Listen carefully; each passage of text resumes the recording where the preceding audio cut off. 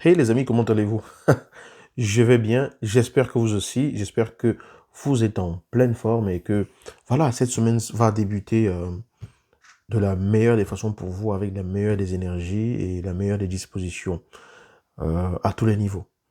J'aimerais simplement, avec cette semaine qui commence, vous poser une question toute simple. Je suppose que vous avez une semaine déjà toute pleine. Je suppose que vous avez déjà un programme totalement rempli. Peut-être que vous avez un rendez-vous chez le médecin, chez le mécanicien, peut-être que vous allez recevoir plusieurs personnes à tour de rôle parce que vous faites peut-être un travail, vous avez une profession qui demande à ce que vous rencontriez beaucoup de monde. Dans tous les cas, si vous êtes actif dans votre vie, vous avez certainement pas mal de choses de prévues à faire, même si ce n'est que le fait de décider d'aller au marché, faire des courses pour venir faire la cuisine, puis ensuite faire le ménage, puis ensuite aller chercher les enfants à l'école. Peu importe, vous avez certainement une journée très très pleine. On a des agendas assez pleins, n'est-ce pas? Mais dans votre agenda, à supposer que vous en ayez un, en tout cas dans votre planning que vous avez dans votre tête et dans ce que vous prévoyez de faire, combien de fois est-ce qu'il est marqué le rendez-vous avec la personne la plus importante de votre vie qui vivra avec vous jusqu'à la fin de vos jours? Ah oui, oui, oui, vous allez me dire, je ne suis pas en couple, actuellement je suis célibataire et puis bon, ça ne va pas trop bien. Qui vous a dit que je parle de votre couple? Qui est-ce qui a dit cela? La personne qui est née et qui est avec vous depuis que vous êtes né, c'est vous. Et vous êtes la personne qui va être avec vous jusqu'à la fin de vos jours. Marié ou pas, en couple ou pas, orphelin ou pas, peu importe. Vous allez vous traîner jusqu'à la fin de votre jour. Et j'espère que ça ne va pas être se traîner. J'espère simplement que vous allez être ravi d'être vous-même jusqu'à la fin de vos jours. Mais la question, on ne va pas s'égarer. On revient à la question. Combien de fois avez-vous rendez-vous avec vous-même?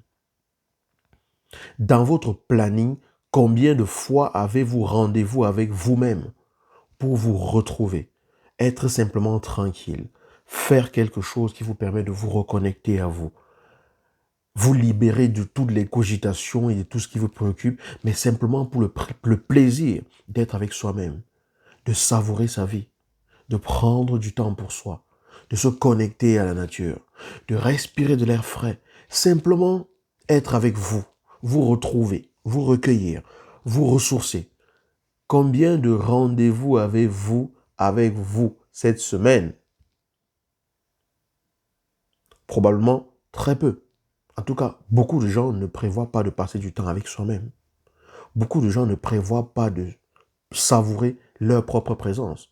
Parce que la plupart du temps, on a toujours tellement de choses à faire qui concernent l'emploi du temps que l'on doit accomplir à l'extérieur pour satisfaire les autres. Mais ce qu'on oublie, c'est que si on n'est pas bien, on aura du mal à servir les autres de la meilleure des façons. Ce que j'essaie de vous dire ici, c'est que vous devez prendre du temps pour vous. Apprenez à prendre du temps pour vous. Il est important d'apprendre du temps, de prendre du temps pour se retrouver avec soi, pour se ressourcer, pour respirer, pour relâcher la pression. Loin de tout le reste. Ça n'a pas besoin d'être 10 heures, ça n'a pas besoin d'être une semaine, ça n'a pas besoin d'être... Peu importe. Même on peut le faire juste quelques jours, régulièrement, quelques minutes, une dizaine de minutes et tout. Se retrouver avec soi, oublier un peu tout le reste. Le reste ne va pas fuir. Quand vous allez revenir, vos problèmes seront toujours là. Si vous vous inquiétez du fait que vos problèmes vont disparaître pendant que vous allez prendre du temps pour vous, rassurez-vous, ils seront toujours là si vous les aimez tant. D'accord? Donc, prenez, il y a du monde qui arrive, prenez du temps pour vous. Faites de vous une priorité. Faites de vous quelque chose, quelqu'un de très important dans votre vie. C'est très important pour garder un certain équilibre. D'accord? Voilà. C'est sur cette note que je voulais commencer la semaine et vous appeler à y penser. Parce que vous êtes une priorité pour vous. Personne d'autre que vous ne peut en être conscient. Si vous n'en êtes pas conscient, personne d'autre ne le fera à votre place. Et c'est important de le faire pour trouver son équilibre à tous les niveaux, pour ne pas perdre la tête par rapport à certaines choses, pour ne même pas se retrouver à être dépassé par les événements de la vie. Parce que quand vous vous reconnectez à vous, vous reconnectez à votre source et vous vous reconnectez à la source. Et dans ça, vous trouvez votre force. Voilà. Je vous souhaite une excellente semaine. J'espère que ceci va vraiment vous interpeller et vous aider à voir vraiment clair. Enfin, à trouver un certain équilibre. Voilà, voilà ce que je voulais partager avec vous. Il y a du monde qui est arrivé, je pense que vous avez entendu des voix et tout, donc je vais vous laisser maintenant et vous souhaiter une excellente semaine. en souhaitant que vous sachiez prendre du temps pour vous. Programmez.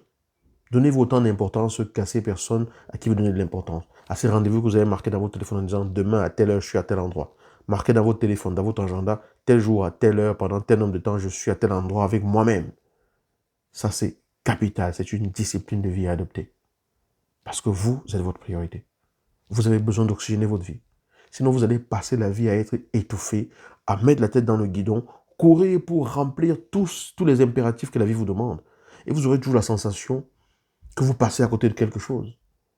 Parce que votre vie ne correspond pas à l'allure, à l'ampleur que vous voulez lui donner. Parce que dans tout cela, vous vous oubliez.